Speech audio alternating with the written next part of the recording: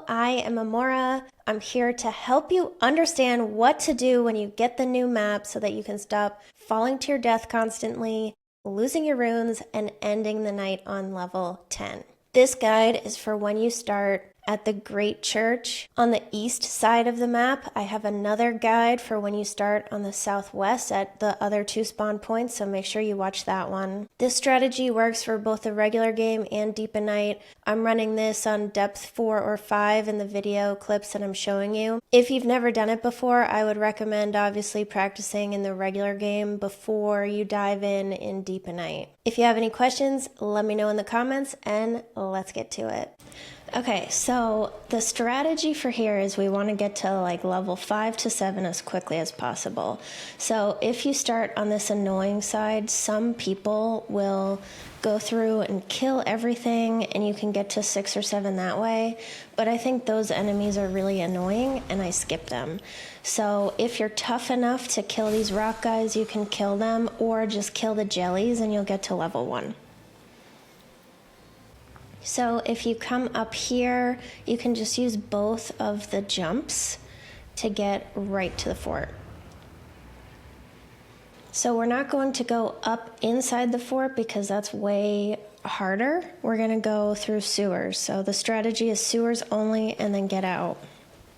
And now in here, it can be Omen, it can be Banished, or it can be Curse Blade. And if it's Curse Blade, you may just want to leave and go do field bosses and try to find crystals.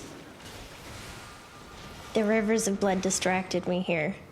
But if it's Banished or Omen, it's totally doable. It just depends on your team.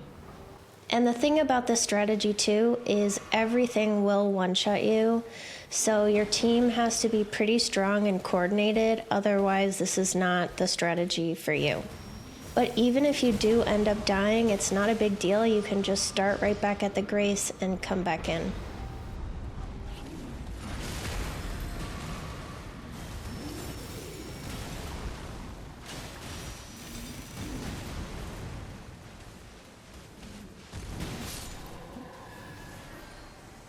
So now if you go up here, you can jump out the window, hit a Grace, level up, and then jump back in and go get the other 2 bosses.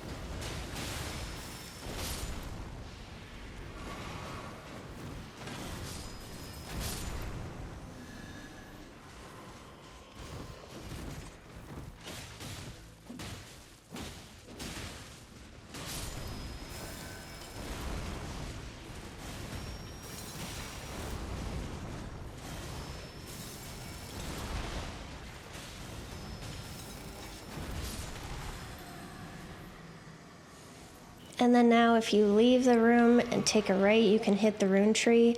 If it's the scary guy, we skip him. If it's a hippo, we fight him. You take a right, you go up this thing, up the stairs, and then you have the last Banished to kill. And then you get the free talisman on the left, and then you're probably level 7 with good gear by the end of this.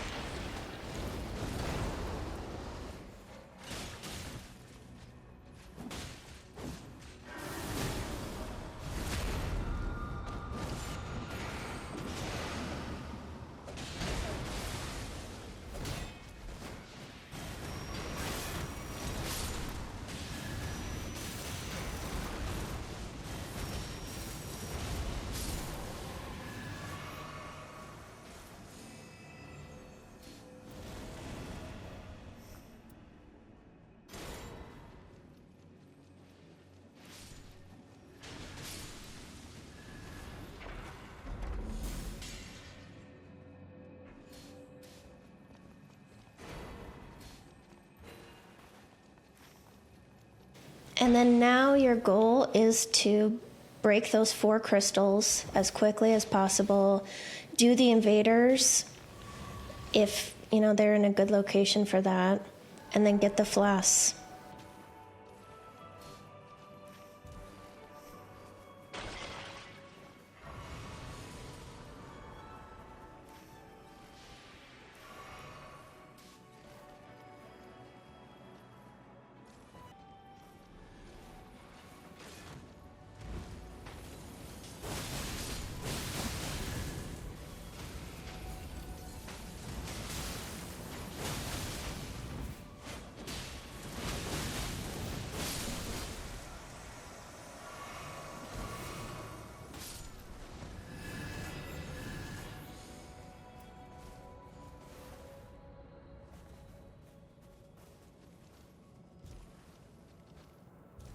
So now the day 2 strategy is to get any remaining floss and then do the sewers of the other fort that you didn't do.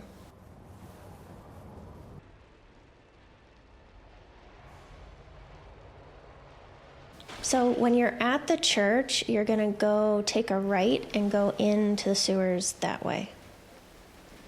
And watch out for the crabs. They can hit you while you're fighting the other boss, so sometimes it's best to kill this one.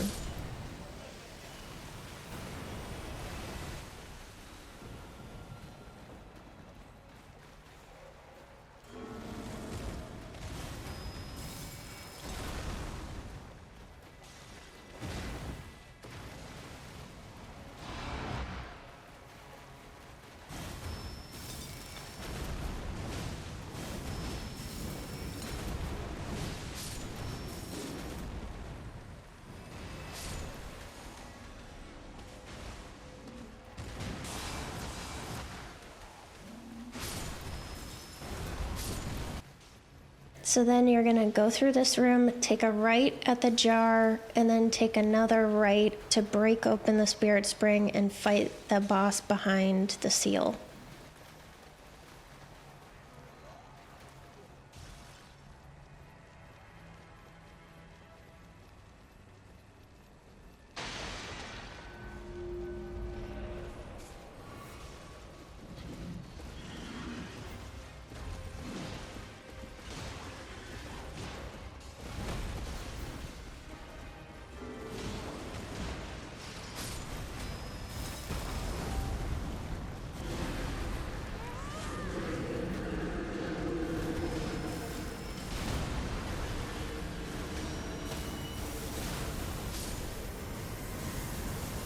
And then after fighting this boss, you can jump up and do the courtyard if you have time. This is either going to be a golden hippo or it's going to be a godskin duo in this castle. And if it's the duo, it's actually easier because you can fight one without aggroing the other.